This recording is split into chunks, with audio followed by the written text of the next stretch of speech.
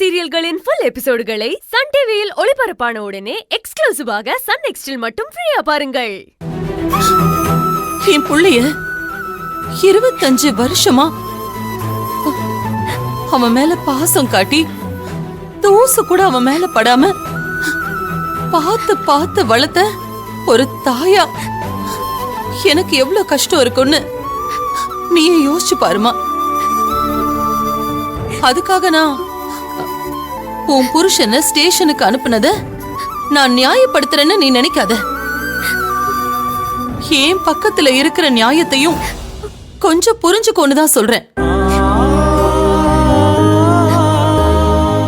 இப்ப கூட சந்தோஷ் ஸ்டேஷன்ல தான் இருக்காரு. ஆனா என் புள்ள இன்னும் ஜெயில தான் இருக்கான். அதுக்காக அதே தண்டனைய உன் புருஷனும் அனுபவிக்கணும்னு நான் சொல்லல. அவரை எப்படியாவது காப்பாத்துறதுக்கு முயற்சி பண்ணலான்னு தான் சொல்றேன்.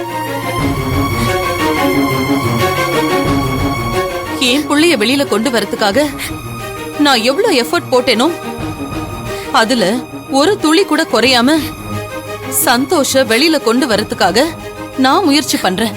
நீ கவலைப்படாத. இப்போ நீ போயிட்டனா தாயும் புள்ளையுமா பழகுன அக்கா தங்கச்சிங்க 2 பேரையும் நான் பிரிச்ச மாதிரி ஆயிடும். அந்த பழியையும் பாவத்தையும் என் மேல சுமத்திடாத.